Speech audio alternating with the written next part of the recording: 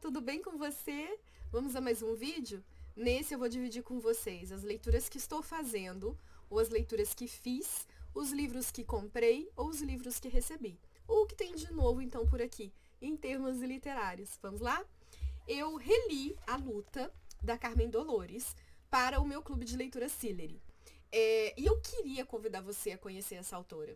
Carmen Dolores é uma escritora que merecia, assim como Júlia, na verdade assim como todas, que merecia sair desse apagamento no qual elas ainda estão inseridas. Né? A gente tem visto um movimento recente, maior do que o dos últimos anos, das editoras se interessando mais por elas, dos leitores se interessando mais por elas, mas ainda é um movimento muito pequenininho, perto da grandiosidade dos livros dessas mulheres. E A Luta não deixa nada a desejar para muito livro naturalista que a gente estudou em sala de aula. Ouve-se falar tanto de A Carne, O Cortiço, O Homem, Bom Crioulo, tantos livros naturalistas que a gente passa pelo ensino médio, tendo ouvido falar deles à exaustão, quando a gente tem um livro naturalista de peso, com personagens com uma complexidade absurda. Então, vamos conversar sobre o que é uma boa literatura? Vamos. Levando em consideração que eu não estou trabalhando com juízo de valor, tá? Então eu vou falar de boa literatura aqui num sentido mais acadêmico, tá? Então não vou entrar em juízo de valor porque aquilo que é bom para mim pode não ser para você. Mas existe um contexto científico e acadêmico no qual a gente pode definir uma literatura como uma literatura boa num critério de bom que não é o de juízo de valor. Eu não vou entrar nisso, a ideia aqui não é a gente trabalhar essa questão porque o vídeo ele tem outras intenções. Mas quando a gente fala em boa literatura nessa perspectiva, a gente está falando daquele livro cuja leitura ela se enriquece a partir de olhar de novos leitores. Então, eu vou pegar um exemplo aqui de uma literatura que eu considero boa e que eu gosto, mas que não entraria nessa definição. Sidney Sheldon.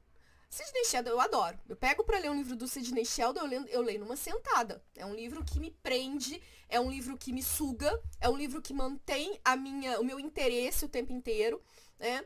Mas Sidney Sheldon não vai ser lido de forma diferente por diferentes leitores. Então, a minha leitura do Sidney Sheldon, ela muito provavelmente vai coincidir com a sua leitura dele. A gente não vai sair do livro vendo coisas diferentes sobre os personagens, chegando a conclusões distintas, porque o livro, ele não trabalha com uma complexidade que exige interpretações, né, e que permite interpretações distintas. Em compensação, Dom Casmurro, do Machado de Assis, que aí não resta dúvida, todo mundo sabe que é um clássico, ele é um livro que permite isso. Eu termino de ler e posso achar que a Capitu traiu. Você termina de ler e pode achar que não traiu. Eu termino achando o Bento Santiago um babaca. Você pode adorar o Bento Santiago. E nenhum de nós está errado nem certo. O livro nos permite essas diferentes interpretações, que obviamente tem limite, né? Porque a literatura, ela tem limite. Né? Tem um autor que fala muito sobre isso no livro Interpretação e Superinterpretação, que é o Humberto Eco. Se você se interessa por esse tema, esse livro do Humberto Eco é assim seminal para você, importantíssimo para você ler. Então, assim, a boa literatura, utilizando essa terminologia de bom, num critério mais acadêmico e científico, ela é uma literatura que ganha com o tempo, que ganha com os novos leitores, que ganha com novas discussões. Você pega Dom Casmurro de novo. Poxa vida, Dom Casmurro, na época em que foi escrito, ele foi escrito num contexto de uma sociedade extremamente machista e patriarcalista. Então, as leituras que se faziam sobre o livro, né, a maneira como os leitores recepcionavam o livro, eles partiam da perspectiva de que a Capitu traiu. Porque é um homem falando que foi traído. E um homem falando que foi traído, numa sociedade machista e patriarcalista, ele não deixa dúvida, não se pensa em ter dúvida da palavra desse homem. Enquanto a palavra da mulher, ela já é uma palavra que se coloca à prova nesse perfil de sociedade. E o livro ganha na década de 60, né? Quando uma americana lá nos Estados Unidos lê e fala, gente, peraí, olha quem tá contando a história, um homem. Olha quem é esse homem, um advogado que tem uma memória ruim, que é excessivamente ciumento. E aí ela coloca à prova as palavras, né, do Bento Santiago para mostrar pra gente que, olha, peraí, não é bem assim não. Né? E muda toda a história da leitura do livro. Então, isso é uma boa literatura, nessa definição que eu estou trabalhando aqui com vocês agora, para poder falar sobre esse livro aqui. Então, a boa literatura, ela te dá complexidade e ela permite complexidades de leitura. Com isso, eu quero dizer que, assim, os livros que eu citei, A Carne, Bom Crioulo, O Homem, O Cortiço, são clássicos da literatura brasileira? São. Mas eu não consigo ver nesses livros tanta complexidade quanto a Carmen me apresenta aqui. E eu estou usando esses de exemplo para falar desse da Carmen, porque a Carmen ela é uma autora que está inserida no naturalismo e realismo brasileiro, né? Ele tem mais características naturalistas, por isso eu citei esses exemplos. E ele permite muitas complexidades de leitura aqui pra gente, né? Muitas interpretações. Então a discussão que nós tivemos no meu clube de leitura sobre esse livro foi maravilhosa. Foi assim, foram mais de 2 horas de leituras diferentes, de perspectivas de diferentes leitores, com bagagens diferentes, com visões do mundo distintas e que não estavam erradas, pelo contrário, foram ganhando. A gente, vendo o olhar do outro para interpretar as personagens, a discussão foi ganhando mais, foi ficando mais rica. E só bons livros fazem isso, sabe? Lembrando que, de novo, vou bater nessa tecla para não ter problema. Conceito de bom aqui não é o que eu tenho de juízo de valor, nem o que você tem, tá? Entrando num critério acadêmico e científico aí para falar que uma obra, ela é mais complexa ou menos complexa, e daí você tira essa definição de que ele é uma boa literatura ou uma literatura que não, né, não é tão boa assim nessa perspectiva. Essa história aqui é da Adozinda, que é uma mulher viúva, que chega dizendo que é viúva, e é muito legal, porque a narradora diz assim pra gente, olha, Dona Adozinda Ferreira tinha um dia chegado, havia tempos, de Iguaçu, com 3 filhas já crescidinhas, a mais velha quase moça, e dizia-se viúva de um Inácio Ferreira, negociante que falecera durante uma visita feita à sua aldeia natal, em terras portuguesas, no Minho. Ninguém pôs em dúvida o estado de viuvez apresentado como rótulo social. O legal, as expressões que ela usa aqui, né? Dizia-se viúva de um Antônio Ferreira. Essa ideia do dizia-se e ninguém pôs à prova esse rótulo social, dá a entender pra gente uma série de coisas. Primeiro, ela pode não ser viúva. Ela pode estar mentindo. Ela pode ter traído o marido e fugiu, porque uma mulher que trai, né, ela é expulsa de casa, ela se torna uma renegada social, né, ela se torna uma pária. Então, ela pode nunca ter sido casada, ela pode ter sido amante de um homem. Então, ela não responde pra gente. E aí a complexidade, né? Porque você vai pegando pistas ao longo da narrativa que te permitem N interpretações. Teve uma pessoa lá no clube que falou assim, olha, ela inclusive pode nem ser mãe dessas meninas. Porque ela chega com 3 filhas, né, no Rio de Janeiro e abre uma pensão, um hotel, que chama Aos Belos Ares. Só que não é um hotel de família. A princípio as pessoas, a gente até acha que é pela descrição que vai fazendo no livro, mas aí com o avançar da narrativa a gente vai vendo que ali não é uma casa de respeito. Ela é uma personagem que fica o tempo inteiro de roupão, andando pelos corredores na frente dos hóspedes, que em sua maioria são homens, né? Homens solteiros, homens não muito bem financeiramente, ou homens casados que estão de passagem ali. Então não é uma pensão familiar, e ela tá criando 3 filhas ali dentro. E aí essa discussão nos permitiu pensar a respeito da mãe solo, no Rio de Janeiro de 1900. Esse livro foi escrito em 1909, em forma de folhetim, e publicado depois em forma de livro em 1911, por uma mulher, que é a Carmen Dolores, que na verdade não chama Carmen Dolores, era o pseudônimo dela, né? O nome dela verdadeiro é Emília Bandeira Moncorvo de Melo. E a Emília, ela viveu da escrita, o que também é uma raridade para a época, né? São poucas as mulheres que viveram da escrita. Júlia Lopes de Almeida é um exemplo, né, dessas mulheres. E a Carmen, né, então a Emília, ela está discutindo aí a questão da situação da mulher, porque ela chega com um rótulo que a protege, que é de viúva, né? Ser viúva nessa sociedade é a única liberdade que uma mulher tem na ausência de uma figura masculina, né? Então a viuvez feminina, e esse é um tema que me interessa pra caramba, tem me interessado cada vez mais, porque a viuvez ela é uma forma de liberdade para a mulher, né? Ela é quase que uma passagem para uma vida melhor, na ausência dessa figura masculina, mas na manutenção de um respeito que a sociedade terá sobre esta mulher, já que ela né, tem a sombra desse marido morto ao lado dela. Então essa viuvez, ela é utilizada pela personagem como uma forma de se proteger, um rótulo social que ninguém questiona. Ah, então tá, ela é uma mulher de respeito, ela é só viúva, ok, né? Se ela não falasse isso, as pessoas olhariam estranho. Por que, que essa mulher tá sozinha? Por que, que não tem nenhum marido com ela? Né? Olha só, tá lá, não tem ninguém. Tem 3 filhas. E o homem? Cadê o homem? Não tem homem? Então, ela precisa impor esse respeito utilizando esse rótulo que é uma chancela social. E aí eu vou fazer um paralelo aqui rapidinho com Bridgerton. Né? A série Bridgerton, que tem a personagem, que é a mãe da Penélope, que eu esqueci o nome agora, Featherington, né? Featherington, a mãe lá, ela é uma viúva.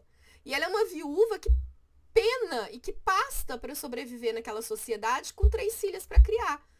A gente passa, não vou dar spoiler aqui, tá? Mas a gente passa 2 temporadas odiando ela. E é na terceira que existe uma certa redenção. E é uma cena tão legal quando ela tá conversando com a Penélope e ela fala, você não sabe o que é ser mãe de 3 mulheres nessa sociedade e tentar sobreviver. Então ali você tem essa discussão da viuvez feminina e eu fiquei pensando muito nessa série lendo esse livro aqui. Porque a gente tende a não gostar da Dozinda, a gente tende a criar uma certa antipatia por ela, pelo perfil que ela é e o perfil descrito dela que não é um perfil legal, né? E são várias as adjetivações, várias as palavras e as expressões utilizadas para defini-la e descrevê-la, que fazem com que a gente não pense bem a respeito dela, né? Mas ao mesmo tempo a gente se coloca nesse papel hoje em dia de pensar, mas como é que era para essa mulher nessa época? Enfim, a ideia não é fazer uma resenha desse livro, que quase fiz, desculpa, mas é porque é um livro que vale muito a pena. Então a história se passa nessa pensão desta mulher que tem 3 filhas e uma das filhas vai se casar. O primeiro capítulo já é o casamento, inclusive a escrita da Carmen ela é muito legal porque ela coloca pra gente, ela vai e volta no tempo apresentando informações sem estragar o desenrolar da narrativa, sabe? Então assim, ela dá spoilers, assim, ela adianta acontecimentos e depois ela volta no tempo e vai nos surpreendendo à medida em que ela vai tecendo e costurando a história. Enfim, gente, sério, leia e depois você me conta se você gostou, tá? Eu reli para o nosso encontro do clube e eu fiquei muito feliz porque todas as pessoas do clube que conversaram comigo gostaram. Eu não sei ainda todo mundo, né? Somos mais de 30 pessoas no clube, mas assim, todo mundo que eu conversei nesse nosso encontro falou que amou o livro. E ele é um livro que você lê numa sentada, sabe assim, rápido, papum, de leitura fluida. Pois é. Então eu vou deixar essa dica aí pra você, tá? Que é uma releitura que eu fiz que eu gostei bastante. Eu estou relendo esse daqui também para o encontro do mês que vem, que é o A Divorciada, da Francisca Clotilde. Ele tem uma pegada diferente desse aqui. E a questão do divórcio, ela é uma questão importante nesse livro. Aqui também, né? Mas eu não vou falar sobre ele, ainda não vou deixar para falar dele só no mês que vem, tá? Depois que eu tiver o encontro com o pessoal do meu clube. Mas estou fazendo a releitura dele também. E a releitura porque quando eu defini esses livros para fazerem parte do Sillery, eu acabei fazendo a leitura deles primeiro para decidir se eles fariam parte ou não. Então agora eu estou relendo para poder relembrar e levar a discussão mais fresquinha com o pessoal do meu clube. Por falar em clubes, né, deixa eu terminar de falar das leituras então dos meus clubes, porque são muitos, né, e são muitas leituras. Estou relendo Uma Aprendizagem ao Livro dos Prazeres, da Clarice, Amor da Minha Vida. Estou fazendo uma leitura deliciosa, porque é uma revisita ao livro que eu mais amo. Né? Daquela brincadeira do Fahrenheit 451, sabe? Qual livro você seria? Né? Quem você não conhece Fahrenheit 451, do Ray Bradbury, é uma distopia na qual os livros são queimados. Né? Os bombeiros, eles existem para queimar livros. E aí as pessoas que gostam dos livros, né, nessa sociedade tão ditatorial, elas decoram os livros que elas gostam para ficarem contando, né, para as outras pessoas ali, para sobreviverem às narrativas de alguma forma. E aí eu sempre brincava que num Fahrenheit 451 eu seria esse livro aqui. E as pessoas são conhecidas pelo nome dos livros que elas, né, memorizaram, guardaram. E eu seria esse, sem sombra de dúvida, porque é o livro que eu mais amo na vida inteira. É o meu top 1 da vida, o meu top 1 da Clarice. E eu trabalhei com ele no meu mestrado, depois no doutorado. Não, no doutorado não. No doutorado eu trabalhei com a Paixão Segundo de H, Perto do Coração Selvagem e Um Sopro de Vida. Foi esses 3. Mas o meu mestrado foi esse aqui. E eu sou apaixonada com esse livro. Sou, assim, né? E eu tava com muita expectativa, porque o Clube da Clarice existe já há 3 anos, né? A gente tá lendo os livros dela em ordem cronológica no meu clube. Se você quiser fazer parte, eu vou deixar o link aqui, tá? É R$ 35 por mês. E as leituras, elas são todas comentadas em áudios no Telegram, que você pode ouvir quando for melhor para você. O ano 3 começou com uma aprendizagem. E agora tem um ano pela frente aí, então esse é o melhor momento para você entrar. Eu tô no início, tá? Eu tô na página 33 do livro. Inclusive, deixa eu mostrar um negócio aqui pra vocês. Meu livro tá. Essa revisita dele tá sendo muito gostosa, porque eu estou rabiscando ele todinho, em cima dos meus rabiscos do mestrado. Tá muito divertido, assim, sabe? Ai, gente, eu tô amando reler esse livro, eu tô amando. Outra releitura, nossa, né? Tô cheia das releituras. É esse aqui. Esse aqui eu reli para o Travessia, que é o meu outro clube. Sim, eu tenho 3 clubes. É o Sillery, o Travessia e o da Clarice. Por enquanto, porque pode ser que apareça mais um aí, fica de olho. Mas o Travessia e o Sillery não tem mais como entrar, tá? O Travessia, ele é um clube que dura o ano inteiro. A gente já tá no mês 7, né? Julho. E a gente tá lendo Rubem Fonseca. Os contos do livro Pequenas Criaturas. Eu amo o Rubem Fonseca. Quando eu fiz faculdade de letras, eu fiz parte de um grupo de pesquisa que estudava a literatura dele. Chamava O Universo das Citações na obra de Rubem Fonseca. Porque o Rubem Fonseca, ele cita todas as artes que vocês possam imaginar. Música, pintura, cinema, escultura. Nossa, o cara é uma sumidade, assim, né? A literatura dele, ele é repleta de intertextualidades e tal. E aí eu li a obra toda dele naquela época, ele ainda estava vivo, né? Ele morreu tem pouco tempo, eu não terminei de ler ainda os últimos livros que ele lançou. Mas naquela época eu zerei tudo por causa do grupo de pesquisa até aquele ano, que foi 2000, 2001, por aí. E aí, esse livro aqui, que foi lançado em 2002, ele não é o mais representativo do Rubão.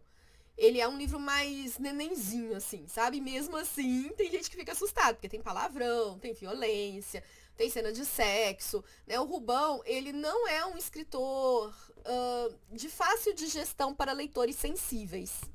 Eu acho que essa é a melhor definição. Mas o pessoal tá gostando. E eu tô amando saber que o pessoal tá gostando, porque, de fato, eu tava com um pouco de medo, assim, né? Quando eu coloquei ele no clube, ele foi um dos últimos autores que eu defini pro Travessia. Eu coloquei com um pouco de medo, assim, da galera ficar meio traumatizada. Aí eu coloquei esse aqui, porque eu sabia que ele ia ser um pouquinho mais neném perto de outros. Mas ele é famoso pelo Agosto, Feliz Ano Velho. Ele tem uma série de livros aí que são famosos, né? Ele é um autor que trabalha com a vida como ela é, né? Sem meias palavras. Tanto no vocabulário, quanto nas histórias, quanto nas tramas. Ele fala muito de violência, ele fala muito das relações humanas, dos guetos, das ruas, né? Então, aqui a gente vai ter um pouquinho disso tudo, né? São 30 contos, todos de leitura. Eu li esse livro em 2 dias também. Fiz a releitura em 2 dias. E todos, assim, com histórias muito rápidas, sabe? E contos, né? Que tem a suspensão. Ele não te dá tudo e às vezes tem um final que não é o que você tá esperando ou não tem nem o final, né? E tem um conto muito legal aqui, que é de 2002 e segue atual. E eu lembro que quando eu li esse conto em 2002, eu fiquei, caraca, velho, é isso mesmo e tal. Só que em 2002 a gente ainda tinha uma outra sociedade, né? É o conto Ildete. No conto Ildete é um diálogo de várias pessoas com essa mulher que estão definindo o que vai ser falado na televisão sobre ela. E essa definição lá, né, que eles vão falar na televisão, é tudo mentira. Então eles vão falar que ela foi estuprada quando criança, que ela era órfã, que ela viveu nas ruas. E aí ela vai falando assim, não, mas eu não fui. Eles falam, não tem problema, o povo gosta disso. Então você vê que tá se tramando ali um programa sensacionalista de televisão.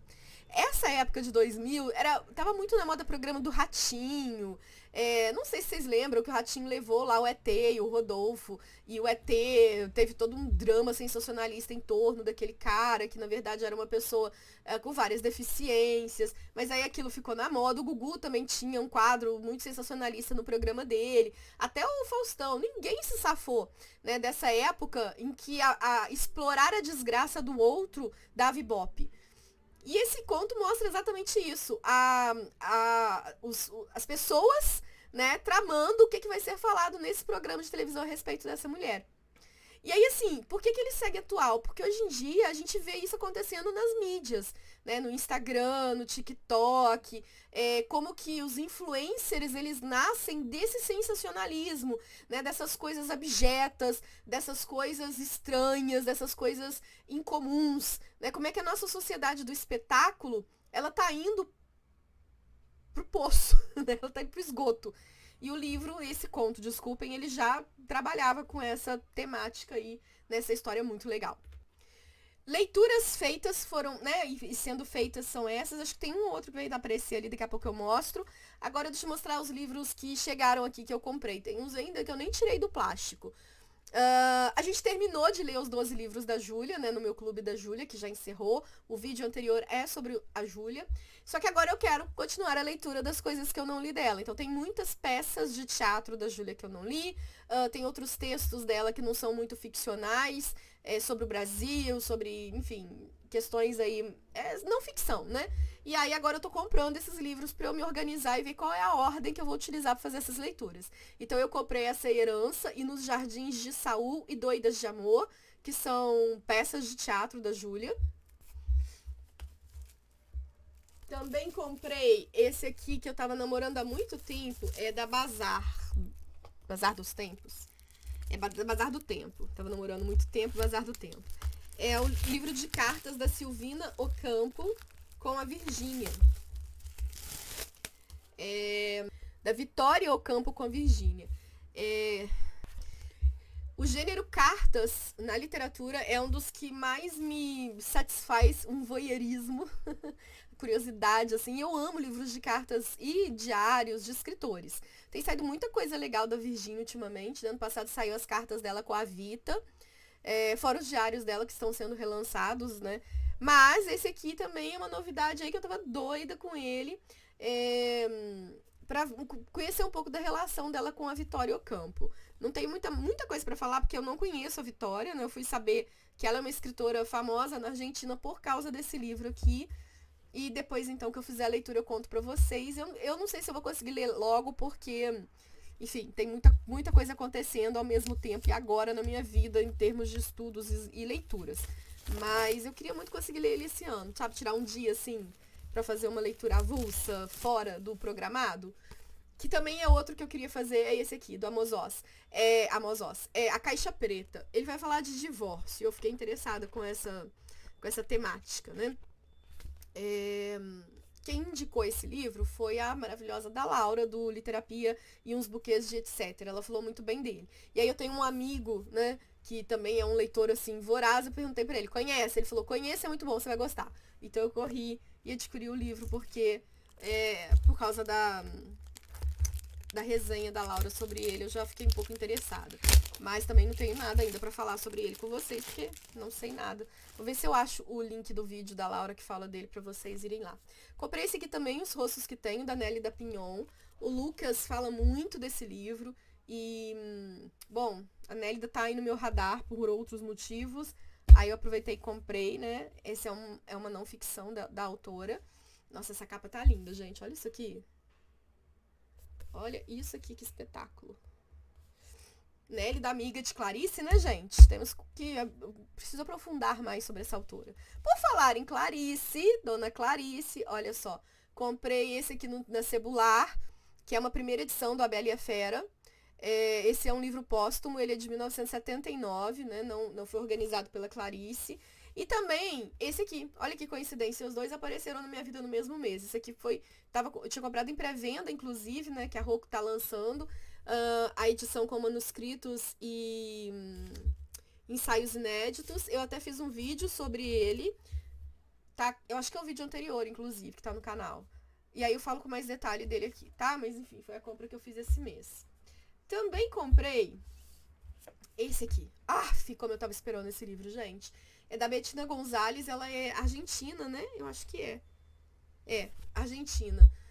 A Obrigação de Ser Genial. A primeira vez que eu ouvi falar desse livro foi em 2022, por causa da Andrea Del Fuego, maravilhosa, escritora brasileira contemporânea, incrível, autora de, entre outros, A Pediatra, que é um livro que durante um ano inteiro eu panfletei ele para os meus seguidores. Se você não leu A Pediatra da Andrea, separa esse vídeo agora e vai lá ler.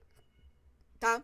Eu lembro que eu fiquei tão obcecada pela pediatra da Andréia, pela escrita dela e pelo livro e tudo, que eu combinei um bate-papo com ela lá no meu Instagram, numa live, que tá gravada. Eu vou deixar o link aqui também pra você assistir esse bate-papo que foi maravilhoso com a Andréia.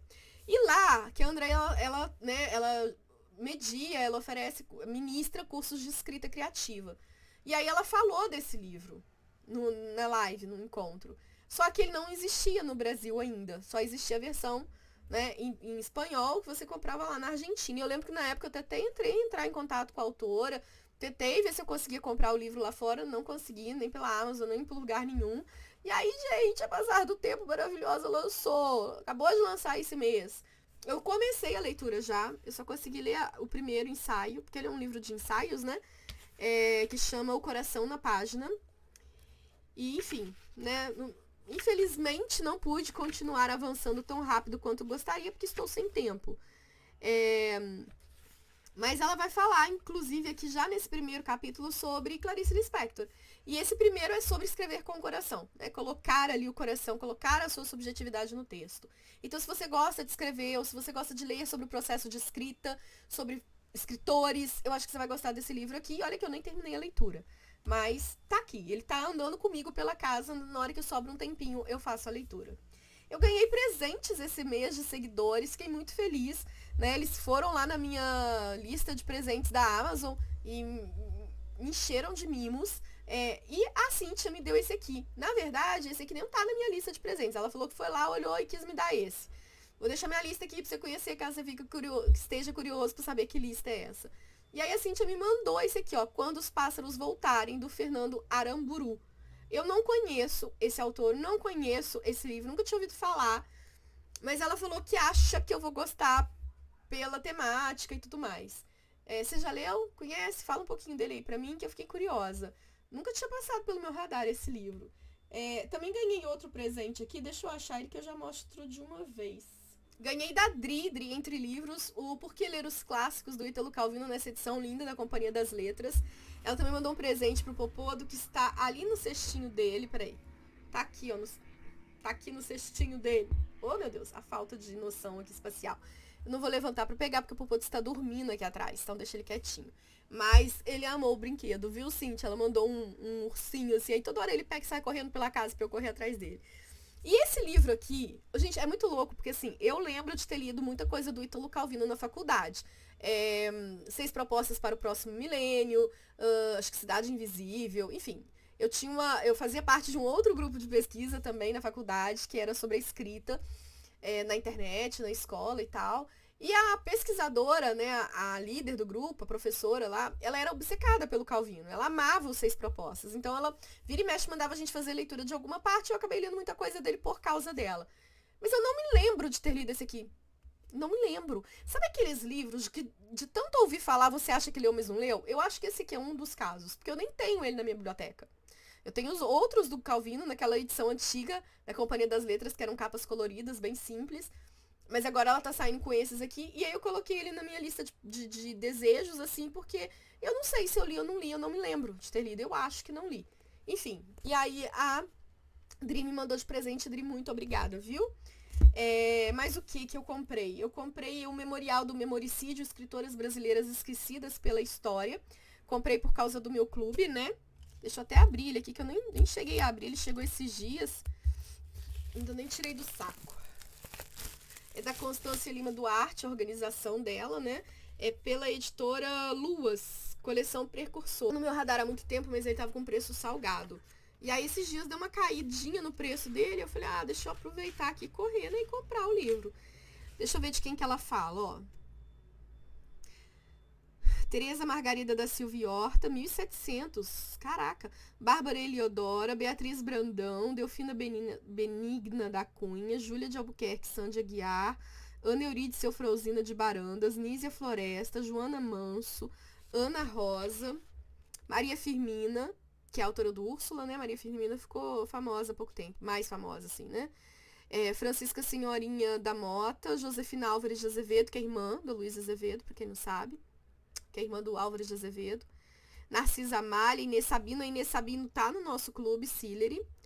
Amélia Carolina de Freitas, Albertina Augusta, Júlia Lopes de Almeida, Maria Cristina da Cunha Santos, Prisciliana Duarte, Alexina de Magalhães, Ana Nogueira, Alba Valdez, Henriqueta Galeno, Ercília Nogueira Cobra, que também está no Sillery, Gilca Machado, Ana Amélia Carneiro, Henriqueta Lisboa, Antonieta de Barros, Lúcia Miguel Pereira. Nossa, Lúcia Miguel Pereira, eu não sabia que ela era tão velha assim, é porque ela é de 1901, achava que ela fosse mais recente. Eneida de Vila Boas Costa de Moraes, Mieta Santiago, Adalzira Bittencourt, Laíde Lisboa, Adalgia Zaneri, Maria Jacinta, Carolina Maria de Jesus, Ruth Guimarães, Maria Ângela Alvim, Maria Julieta Drummond, filha do Drummond, e Maura Lopes Cansado. Poxa, não tem a Carmen Dolores aqui, né? Não tem. Não tem a Francisca Clotilde. Bom, pois eu vou dar uma lida nas autoras que me interessam aqui dessa lista. E aí depois eu conto pra vocês o que eu achei. Inclusive, eu continuo fazendo a leitura e a minha pesquisa do Sillery muito nesse livro aqui. Esse livro aqui é uma pérola, gente. São mais de 1.400 nomes de mulheres de todos os tempos, tá? É um estudo de peso que a Nelly Novaes Coelho fez. Comprei na leitura da minha cidade, tava passeando lá com a minha irmã, abri uma leitura nova no Shopping Independência, que tava sem livraria nenhuma, porque a Saraiva tinha fechado. E aí, acabei pagando até mais caro do que se eu tivesse comprado na Amazon, como sempre, né? Esse aqui da Anais Nin, que é um livro de ensaios, eu não conhecia. Eu li muito Anais Nin nos anos 2000, assim, sabe? Li bastante coisa dela, gosto muito dos contos e tal. Mas eu não sabia que ela tinha um livro de ensaios, muito menos sobre a questão feminina. E aí eu comprei, mas assim, também sem previsão de fazer a leitura, tá? Eu tenho parceria com a editora Unesp maravilhosa. Nossa, que parceria feliz que eu tenho. E aí, os 2 livros que chegaram, eu esqueci de mostrar no mês passado. Ai, quase que eu estraguei o livro aqui na hora de abrir, peraí.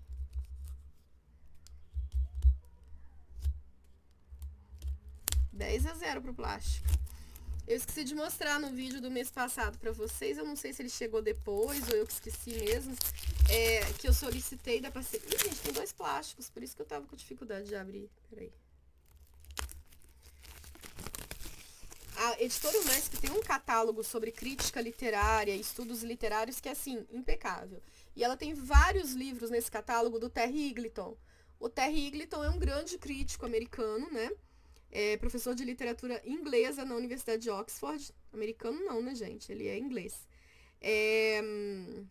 E assim, ele foi uma referência durante muito tempo nos meus estudos no curso de letras. Meus professores gostavam muito dele. E aí eu comprei esse aqui, A Tarefa do Crítico. Não tá dando pra ver, ó, o escrito, porque tá... A luz tá batendo, né? Tá explodindo aqui. Mas...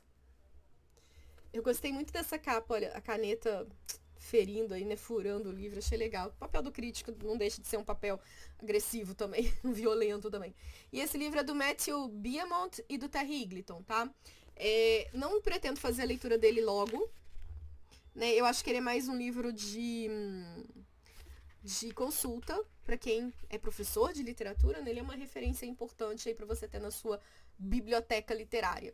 E da Unesp que chegou esse mês, esse aqui, que eu nem sabia que fazia parte do catálogo deles, gente, quase surtei quando eu vi, que é o As Duas Mortes de Francisca Júlia, a Semana Antes da Semana, do José de Souza Martins. É um estudo, é uma não ficção, tá? Sobre a Francisca Júlia, que é uma escritora brasileira silenciada aí, né? Ela era próxima da Júlia Lopes de Almeida, e a Francisca Júlia comete o suicídio, e então ele vai trabalhar com a metáfora da morte real dela, né? Que vai falar um pouquinho da parte biográfica, e vai falar também dessa segunda morte, que é a morte literária, do esquecimento e do apagamento, sobretudo na Semana de Arte Moderna, porque ela era uma escritora famosa, ela era uma poeta parnasianista muito famosa, muito representativa ali, muito, muito famosa entre os pares. E na Semana de Arte Moderna, muitas dessas mulheres são esquecidas e são apagadas, sabe? Então ele vai falar sobre isso. Eu tô doida pra fazer a leitura dele. Acho que vai ter um projeto sobre esse livro em breve, aí eu conto pra vocês, mas eu preciso só, né, que as coisas fiquem certinhas e aí eu divido com vocês. Eu comprei isso aqui num sebo aqui da minha cidade, que é da coleção Círculo do Livro, Poemas do Cláudio Manuel da Costa, que é um poeta arcade brasileiro, é uma coletânea, eu não tinha nada do Cláudio Manuel que fosse livro dele mesmo, né? Ele era amigo do Tomás Antônio Gonzaga, puxa aí na sua memória que você vai lembrar dos estudos literários aí do ensino médio.